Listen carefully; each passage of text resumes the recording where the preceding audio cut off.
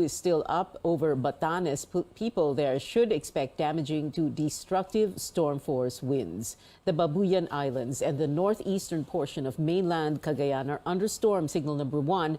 These areas might see flash floods or landslides. All areas under storm signals, as well as Ilocos Norte and Abra, should also expect moderate to heavy rains tonight. The southwest monsoon, meanwhile, will bring rains over Isabela, the western portion of Central Luzon, and the rest of the Cordilleras. Pagasa says Henry continues to weaken while moving northwestward over the Philippine Sea northeast of Batanes. This typhoon is seen to weaken further in the next 12 hours. Pagasa says a short period of intensification may take place by tomorrow morning through Sunday, when it is expected to exit the country's weather monitoring area. Let's now check what's happening on the ground. Reporting live from Apari in Cagayan is Stanley Gahete. Stanley, what is the situation there like? Pia, it's been windy and cloudy with occasional rains here in Apari, Cagayan, and there are huge waves in Babuyan Channel as well due to Typhoon Henry. There are also strong winds and waves in the shores of many northern Luzon provinces. While Henry did not make landfall, its position within the Philippines throughout Friday affected the islands of Batanes, the Babuyan group of islands, and parts of northern Luzon including Cagayan, Ilocos Norte, Abra, and Apayao. Light to moderate rains were experienced, says the Weather Bureau. Naka-observe tayo ng light to moderate na rains at times heavy. Batanes and Calayan Island here in Cagayan experienced strong winds and moderate to heavy rains. May mga bugso ng ulan, may thunderstorm, kumukulong sa kidlat. Para sa dami ng experience namin, parang intensified lang na southwest monsoon. Sa ako ng Diyos, hindi naman hindi alarming. Hindi siya magkapos ng damage. In Itbayat, Batanes, the country's northernmost municipality, a riprap made of stone was damaged because of continuous rains last night. Kakalukuyan, nakaranas ang Itbayat ng medyo malakas na hangin at pabugsog-bugsong ulan. Medyo maaraw din po sa ngayon. Simula kahapon, wala nang biyaheng bangka dahil sa gale warning. The same scenario was observed in Basco, Batanes. Waves in coastal areas in Apari, Cagayan continue to limit the movement of fisher folk, affecting their livelihood. Some residents now opt to fish even near the shore just to get food. Tignan sir kung may mahuli ako sir, pangulam namin. Wala naman sir, ganyan na naman ang alon. Nakaduyan na naman kung walang mahuli dyan. Hindi ko kaya talaga bangkan yan sir. Bangkain yan. Kung malaki lang na bangka, kaya. Kaso malilit lang po. Malilit lang po yung bangka. Pang-ulam lang po pa. The Regional Disaster Risk Reduction Council is still monitoring the movement and possible impact of Typhoon Henry. All national roads and bridges in Cagayan region remain passable. Electricity and communication lines are unaffected. Water level in Cagayan River and creeks are normal. Behind me is the Babuyan Channel, and as you can see, waves are still rough and huge. Fisher folk are now waiting for calm waters in the coming days as the weather improves. And that's the latest here in Apari, Cagayan. Back to you, Pia. Stanley Gaheta there reporting. Shifting gears, bamboo and seaweed industry leaders are appealing for more funds to boost production. The Seaweed Industry Association of the Philippines says seaweed accounts for the bulk of aquaculture production. It adds the country still has about 85,000 hectares of underutilized municipal waters. We have to go out from near the coastline towards the deeper part of the sea. No? Yan yung deep sea fishing, deep sea seaweed farming. Now, malaki po yung space niyan, pero it's a costly undertaking. Way back in 2012, we used to have a budget allocation of 250 million. Ngayon po 40 na lang. The Philippine Bamboo Foundation says prices have spiked because of dwindling local production. The group flagged the lack of commercial plantations and education among farmers as causes of wrong harvesting. The foundation adds helping the industry can create more jobs in rural areas and mitigate the impact of climate change.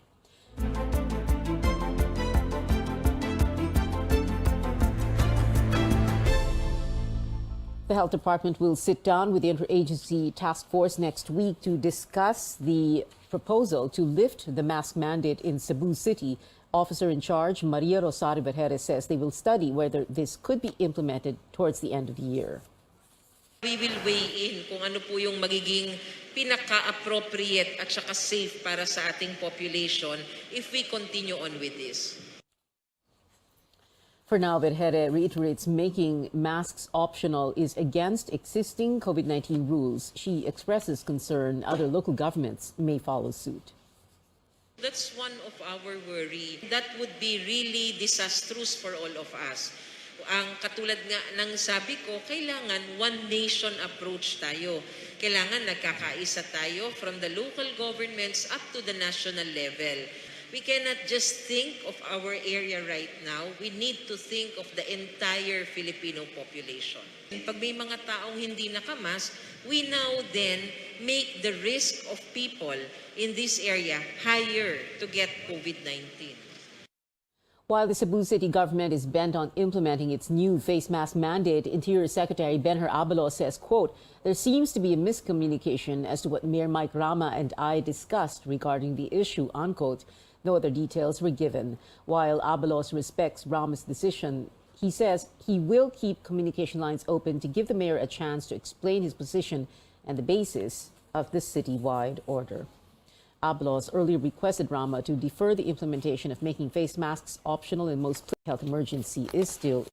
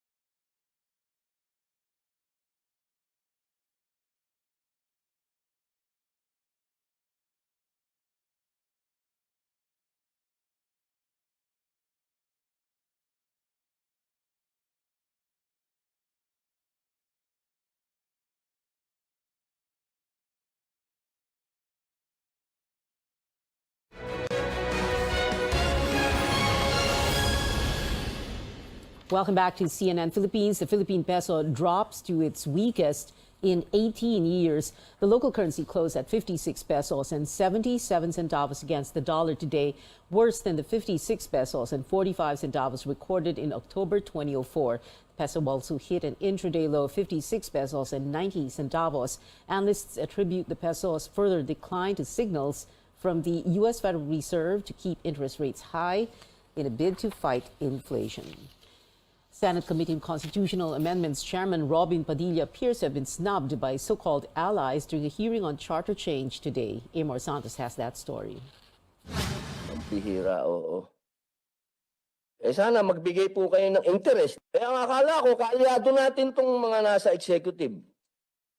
Kung kaalyado namin talaga kayo, siputin nyo kami. Senator Robin Padilla is dismayed over the absence of cabinet secretaries at the third hearing of the Senate Committee on Constitutional Amendments. The National Economic and Development Authority and the Department of Finance did have representatives who attended virtually, while the Energy Department said it will just submit written comments instead. Padilla expresses his frustration by saying the way to go is a shift to parliamentary. Sumasama ang loob ko, kaya ang nangyayari, ipinipilit kong baguhin natin ito. Kasi kung ganito ang sistema, na para tayo nagmamakaawa dito sa executive, na para makasama lang natin, sana mag-parliamentary na lang tayo. Dahil sa parliamentary, obligado silang humarap. A parliament holds both executive and lawmaking powers, with members elected per district. National Security Advisor Professor Clarita Carlos agrees there are many good things about this. There will be no notion of term limits. If you are elected as a member of parliament, you can be elected for as long as you are alive. No term limits, no political dynasties. Parliament is a talking environment. You talk. If you zipper your mouth there, I mean, you'll be ousted in the next election because that's why no bobo can be member of parliament, by the way. I'm sorry for the use of the word. Padilla also has an ally in Minority Leader Coco Pimentel. Para sa akin, very simple. Mabilis ang decision making. But economist Winnie Monsod points out, only two countries have changed their form of government from 1962 to 1998. Both Cyprus and Sri Lanka shifted from parliamentary to presidential. She adds studies show conflicting evidence on which form would lead to less corruption or better democracy. Higher government spending is seen in a parliamentary government with no significant impact on a country's economic performance. While Padilla wants to repeal the 60-40 constitutional limit on foreign ownership, Monsod says it's not necessary and won't even guarantee foreign direct investments. If the purpose of the revision of that constitution is to attract foreign investment, it's not going to happen. It's not sufficient, you see. Never. You have to do the other things first. Padilla plans to consult with local officials and indigenous groups in the provinces, starting with the Cordilleras after the budget season. His goal is to come up with a committee report on charter change before the year ends. Amor Santos, CNN Philippines. The Philippines is expected to sign several business agreements with Indonesia and Singapore when President Marcos makes his state visits to both countries next week. Mr. Marcos will be in Indonesia from Sunday to Tuesday. He's set to meet Indonesian President Joko Widodo. Apart from defense and culture agreements, the two chief executives will witness a signing of a comprehensive plan of action on the country's bilateral priorities over the next 5 years. The country's chief executive headed to Singapore on Wednesday, where he will separately meet with President Halima Yacob and Prime Minister Lee Hsien Loong. Mr. Marcos and Lee will witness the signing of agreements in the areas of counterterrorism and data privacy. The House Appropriations Committee swiftly approves the proposed 9 billion peso budget for the Office of the President next year. The fund for President Marcos's office includes 4.5 billion pesos for confidential and intelligence funds. Lawmakers ended the budget hearing in a matter of minutes. By tradition, extending parliamentary courtesy to a co-equal branch in government, I move to terminate the budget briefing of the Office of the President. Kabataan Party List Representative Raul Manuel plans to question the Office of the President's confidential funds when the budget is taken up in plenary. The Office of the Press Secretary appealing to lawmakers to help save the government-owned Intercontinental Broadcasting Corporation, or IBC-13, from shutting down next year. Press Secretary Trixie Cruz Angeles says the Budget Department rejected the proposed 73 billion peso budget for IBC next year. The network received zero funding based on the National Expenditure Program. Kaya po ito nabigyan ng zero ay dahil ang categorization ng IBP is for privatization.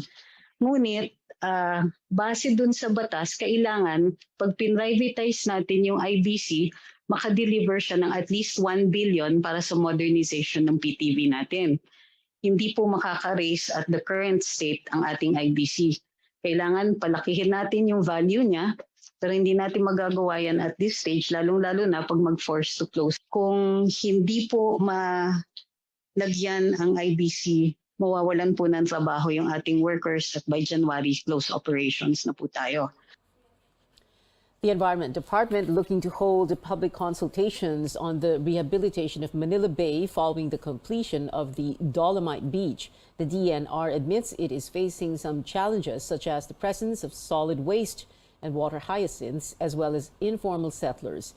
The agency is coordinating with the Department of Human Settlements and Urban Development to prioritize the relocation of poor families living near the waterways that lead to Manila Bay. We fully intend po to have a public consultation on this, especially as there have been many perspectives brought forward po ng mga communities, scientists included, and other environmental groups who are concerned with the implementation. In due respect to the efforts that have been done, I think that there have been some positive impacts. However, this is a complex situation wherein the ecosystems are actually interrelated and have been somehow disturbed. Environment Undersecretary Jonas Leone says all structures for the Dolomite Beach have been installed, such as restrooms and wastewater treatment plants. In other news, unidentified gunmen fired several shots at a Cebu Port Authority lawyer and her son while they were on the road last night in Mandaue. The police say lawyer Karen Quinianola Gonzalez sustained a wound on her neck and her son Jeremy Keith was hit in the back. Both were rushed to a private hospital. Suspects have not been identified, but the investigation is ongoing. The Free Legal Assistance Group and the Integrated Bar of the Philippines condemning the ambush, which happened on the first day of what is called Rule of Law Month. The IBP expressed shock over, quote, another attack against a member of the legal profession, and offered a 50,000 peso reward and useful information that could lead to the arrest of those behind the shooting. The Cebu Port Authority in a statement asking the public not to share the victims' personal information for their safety. In other news, how many times have you wished you could correct a typo or add a thought to your tweet? Twitter announcing that it is now testing an edit button internally, but subscribers of its paid service, Twitter Blue, yet to be available in the Philippines, will already get to test it in the coming weeks. The function gives users 30 minutes to make tweet changes, but readers will also be able to view previous versions. Up next on Newsnight, with their backs to the wall, the San Miguel Beermen are looking to extend the Philippine Cup Finals to a winner-take-all Game 7. And Christmas definitely in our hearts as we enter the so-called Burr months. Philippine Christmas icon Jose Mari Chan joins us next. You're watching CNN Philippines.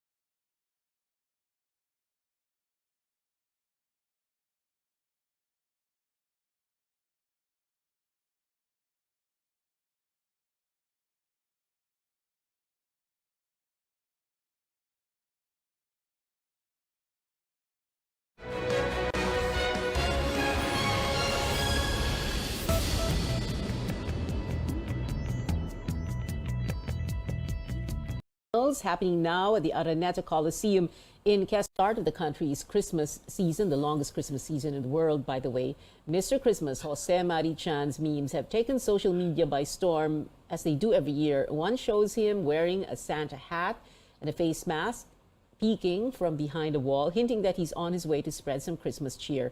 Another meme features American diva Mariah Carey, also a Christmas icon for her modern classic, All I Want for Christmas Is You. Jo Mari Chan and Mariah definitely bringing the Christmas feel through their voices and songs. Is there an ad salt?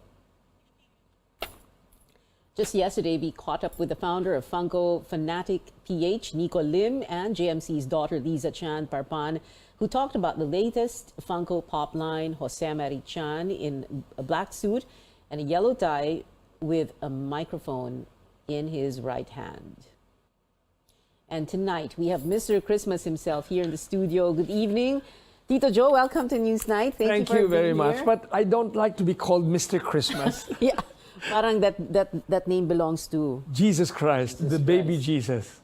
The baby in the manger. So, Tito Joe, you're only the third Filipino after Manny Pacquiao and Jokoy to be Funko'd. That's supposed to be a word now. And I understand from your daughter Liza, like we said earlier, Liza was here, and Nico Lim of Funko Fanatic Philippines, that you were wondering what Funko was. The first time Liza talked to you about it, you were like, what's that? That's correct. Oh.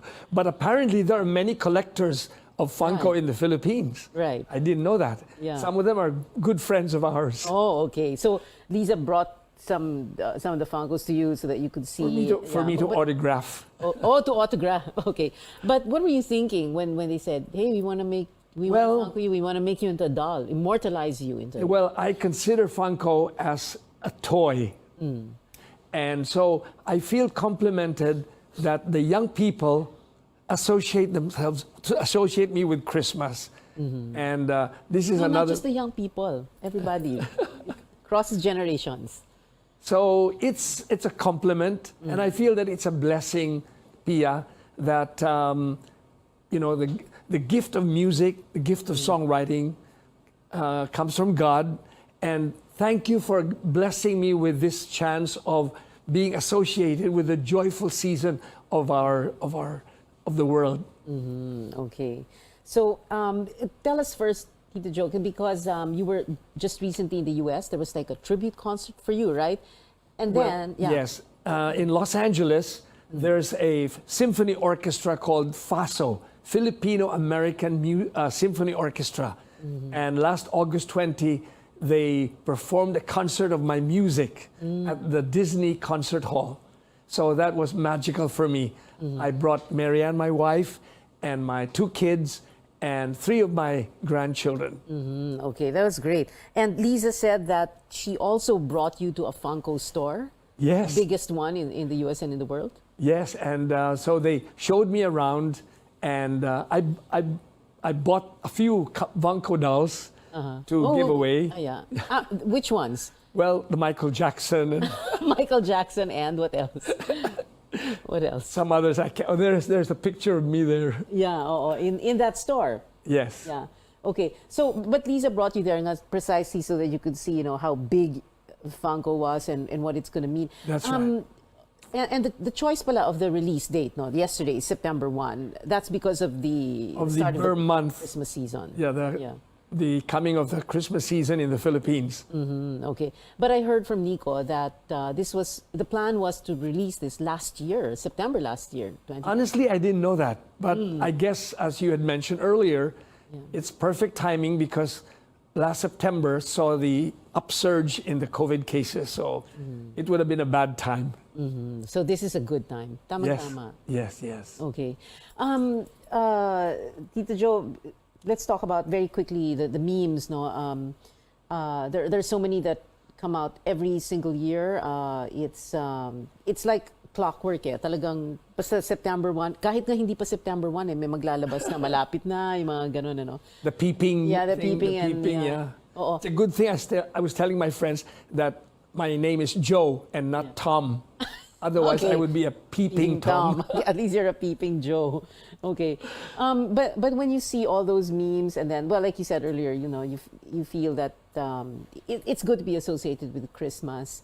But what's so important to remember about Christmas? Well, although I know it's like 3.5 months away. I tell my friends that the essence of Christmas is love. That our Lord came into this world out of love for us. And also, when you think of Christmas, you think of the Holy Family, Saint Joseph, Mama Mary, and the baby Jesus. So family is the essence of Christmas. And so it's very important for the families to get together, heal wounds, forgive one another, and so on, and be united, you know? So, and what else? I also tell my friends that our Lord Jesus Christ was not born in a castle. He was not born in a palace. He was born in a simple stable. So that means that the baby Jesus identifies himself with the poor. So I encourage my friends that those of us who have been blessed with sufficiency should be able to share with those in need, especially at this time of the pandemic, Pia, when a lot of people are out of jobs, a lot of people are in need. So this is a good opportunity for us this Christmas. In fact, every month of the year, but especially Christmas, that we should share our blessings.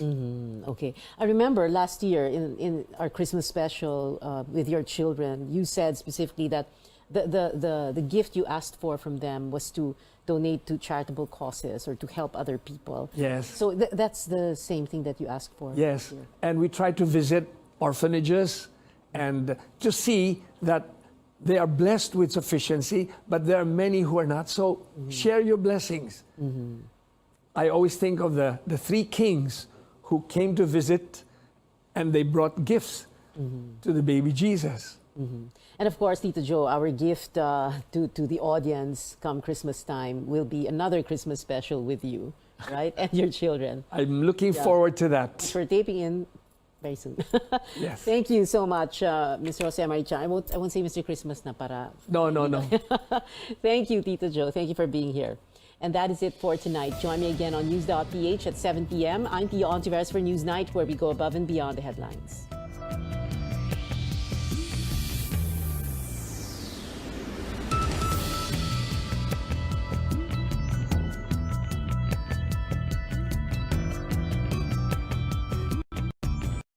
This program is brought to you by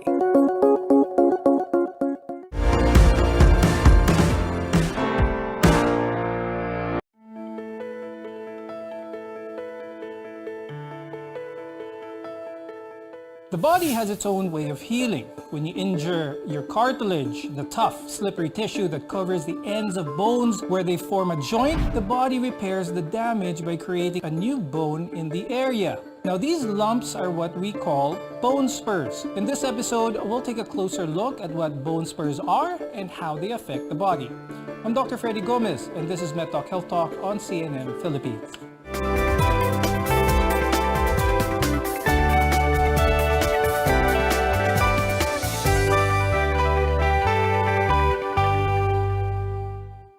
Our guests are here today to guide us on what are bone spurs. With us is Dr. Mikhail Lou Ver.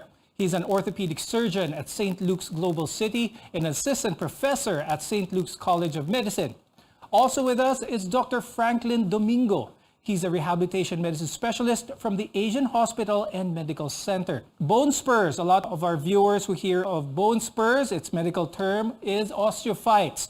I'll start the conversation with Dr. Miko. When we talk about osteophytes or bone spurs, what exactly are these? What are we talking about here? They are essentially a reaction of bone whenever they come into contact with each other. So it is most commonly seen in the most common condition, which is osteoarthritis. Dr. Frank, what are the more common ways for a person to know that they have osteophytes or bone spurs?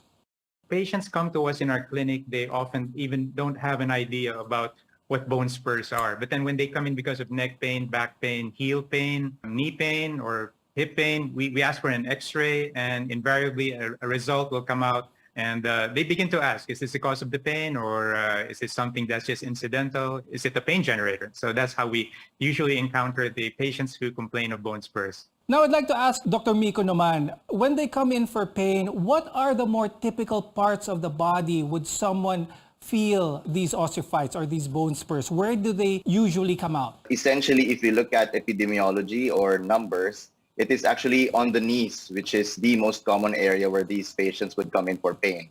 Next would be the feet, the hands, and then the back as well. Dr. Miko, you mentioned about the knees, the feet, and whatnot. They come in for pain. Let's talk about the character of the pain that someone would usually feel when they do have a bone spur. Is something significant with the pain? Could you describe the kind of pain that a bone spur would elicit? Bone spur pain would give out some form of localized or direct pain on that part of the body. For it is the knee, then the pain would be localized on that knee region or somewhere close to it. There's also a concept that we call it radiates somewhere close to that area.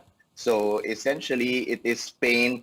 It's like point tenderness pain. Whenever you point to that region, that is where it's most painful at, then most likely it is because of consequence of the bone spurs. Now, Dr. Frank, let's talk about that a little bit. Could you expound a little bit more on how bone spurs occur in the process of repair? Yeah, it's your body's failed attempt at trying to repair damage that has been caused through wear and tear, most specifically in patients with arthritis. And it usually happens in joints where we have a lot of loading. So when damage occurs in these joints because of injuries, overuse, or just simply wear and tear, it's the body's own way of trying to heal itself, but invariably it just doesn't work out the right way. And we have bone spurs, and when they touch on nerves that are sometimes around these structures, they invariably cause pain. Now, apart from repairing injuries to our bones and joints, are there other causes of bone spurs, Dr. Miko? It usually comes into play with regards to medical conditions. So these come into play with some conditions like rheumatoid arthritis.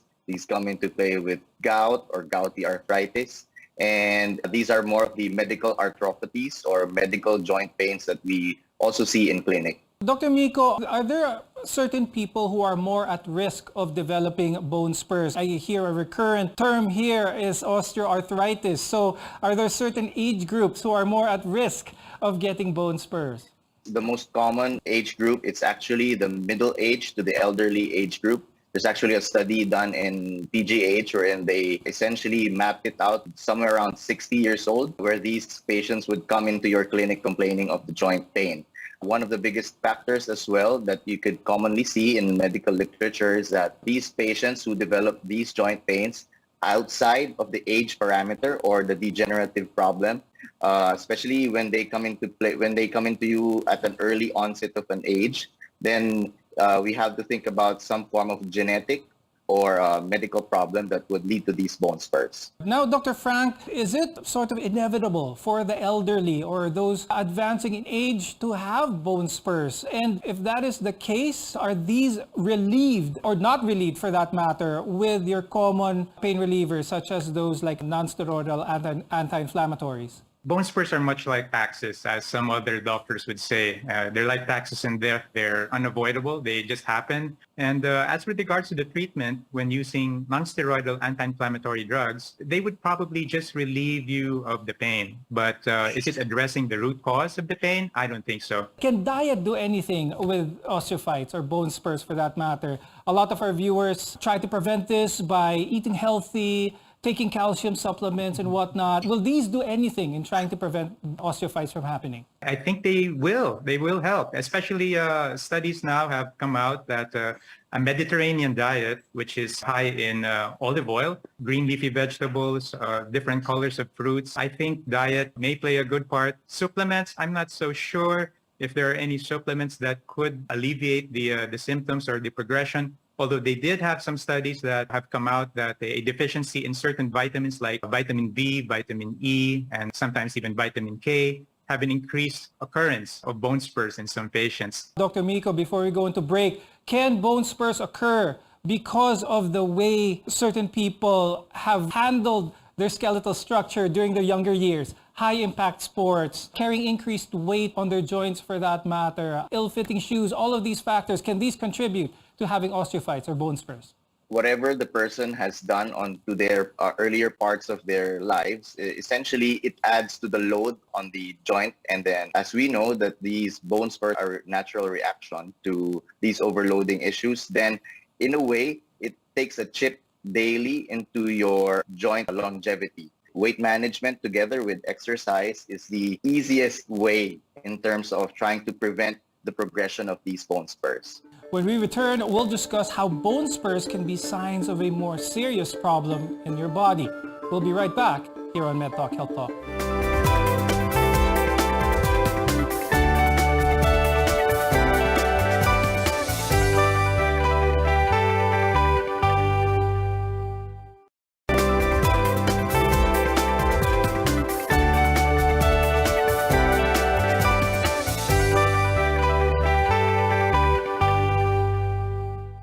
I'm Dr. Freddy Gomez and welcome back to MedTalk Health Talk, where caring is our calling.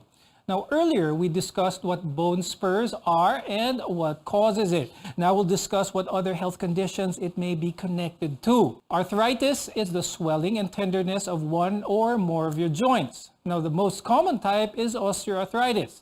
Now, osteoarthritis causes cartilage to break down, and as we've mentioned earlier, the body repairs the damage by growing bone spurs. Now, Dr. Miko, let's talk a little bit about the connection of arthritis and that of osteophytes or bone spurs. Is one dependent on the other?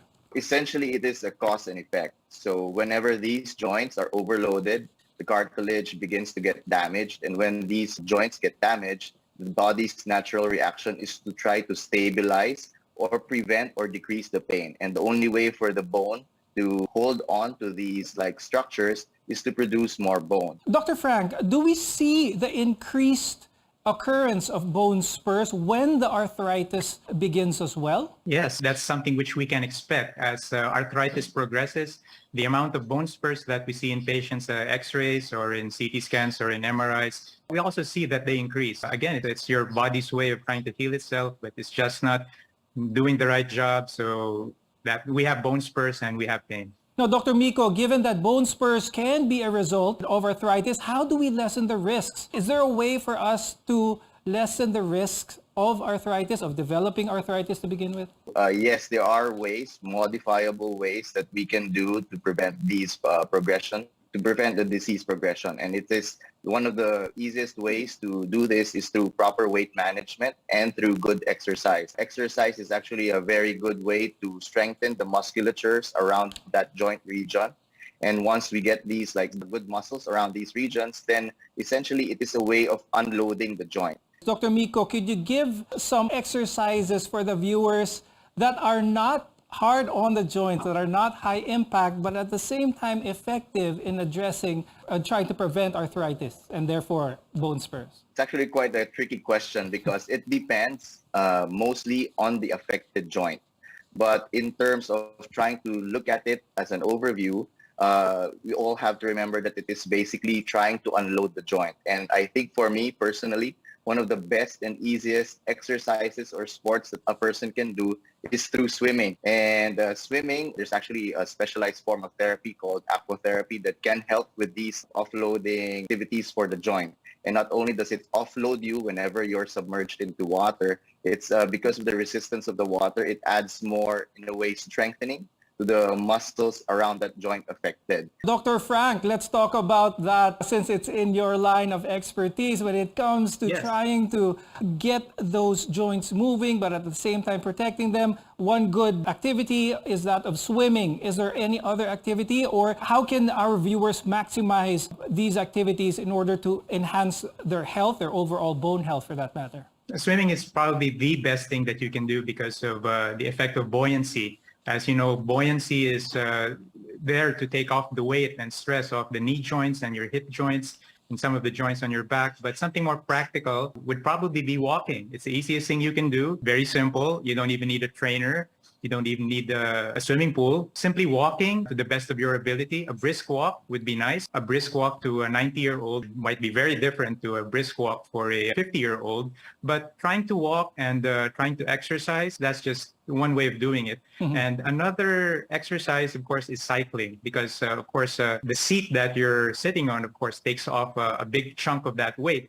And what are the things that we should avoid? Definitely high-impact activities like jogging, running, maybe playing tennis, playing basketball, anything at all that puts a lot of weight on that joint, we try to avoid that. Now we've been talking about ways to prevent it. Let's talk about therapies done for someone who is diagnosed with that of a bone spur. Dr. Miko, let's talk about someone who has a diagnosis of bone spur. First of all, is it easy to spot an osteophyte, Dr. Miko? Yes, it is actually quite easy. A simple X-ray can essentially showcase where these bone spurs are located and how large they are. So, Dr. Miko, once someone is properly diagnosed to have osteophytes or a bone spur, what is the usual next line of therapy? In terms of sequencing for therapy, whenever patients come into our clinic, it's because mainly of pain. And as doctors, we really need to address the pain first and foremost. So the usual course is essentially to start patients on a short course of non-steroidal anti-inflammatories. And also one favorite thing that I give to patients, which is quite effective, is like your ordinary paracetamol. A majority of these cases are in the mild to, essentially they are in the mild to at least a less moderate form of osteoarthritis or bone spur formation. And these can be readily treated by these medications. Now, Dr. Miko, I noticed your first line of treatment was not surgery. Now, my question is, a lot of people say, I have a bone spur. Dr. Miko, why don't you just surgically operate that, get that out, and I'll be on my way? Why is surgery not the first line of treatment when it comes to not just bone spurs, but for a lot of diseases, actually?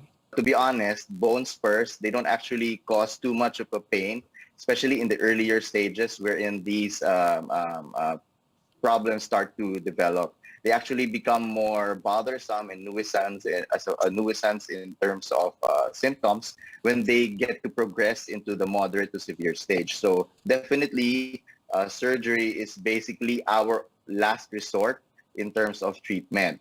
And we always try to focus on the conservative treatment options or the non-operative treatment options in treating these bone spur problems. That being said, when we return, we'll explore the options you can take to lessen the symptoms of getting bone spurs.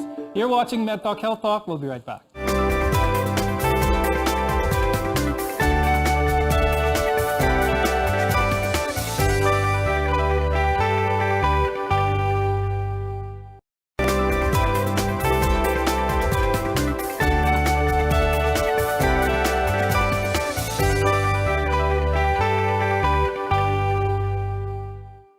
I'm Dr. Freddy Gomez, and this is MedTalk Health Talk, your partner in healthcare. Now that we know what bone spurs are and how they are diagnosed properly, let's discuss how different forms of treatment are and how they are there to prevent bone spurs from causing you more trouble. Dr. Frank, let's talk about some of the therapies involved when someone is diagnosed with having a bone spur. Depending on where they are, let's talk about the more common one on the knees and the feet. What type of therapy are patients expected to have when they are under your care? What we can try to do is we can try to give modalities to decrease the pain.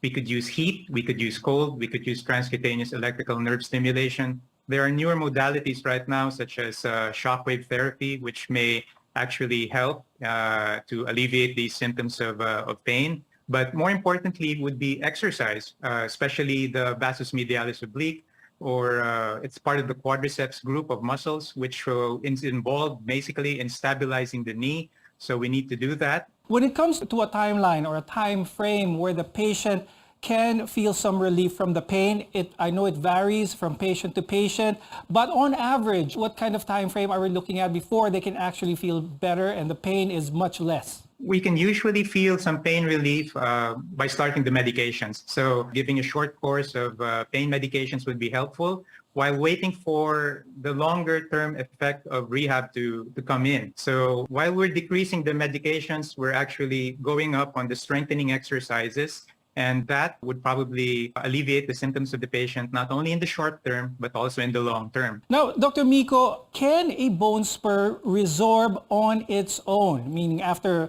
good therapy, losing weight, and all this stuff, can the bone spur or the osteophyte resolve on its own, become normal on its own? The short answer is no. Whenever these osteophytes start to form, they are basically permanent structures. And the only thing that we could do in terms of trying to grab onto these like bone spurs is to prevent the progression or further production of more bone spurs. Now, Dr. Miko, let's talk about surgery for a second here. When is surgery an option for someone who is diagnosed with osteophyte? It is always the last option that we take in terms of trying to control the pain.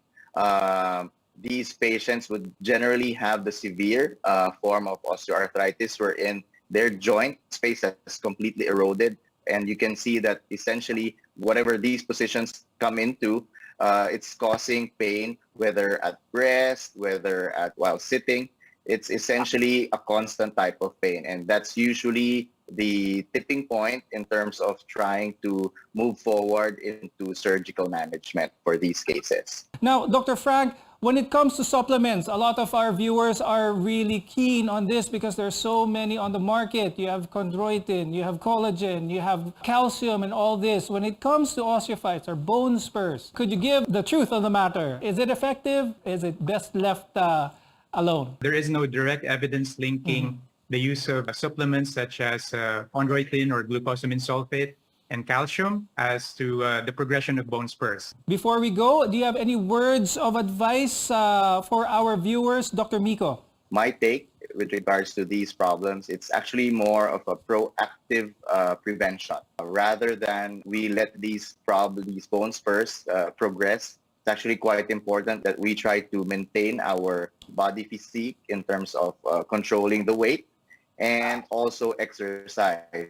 I've been seeing a lot of patients who, because of this pandemic, has significantly gone down in terms of physical activity. And I think in terms of moving forward and treatment of these problems, it's more going to be concentrated and should always be concentrated on prevention. And Dr. Frank, your advice for our viewers? Yes, and like death and taxes, bone spurs may be unavoidable, but then there are certainly so many things that we can do to control the pain.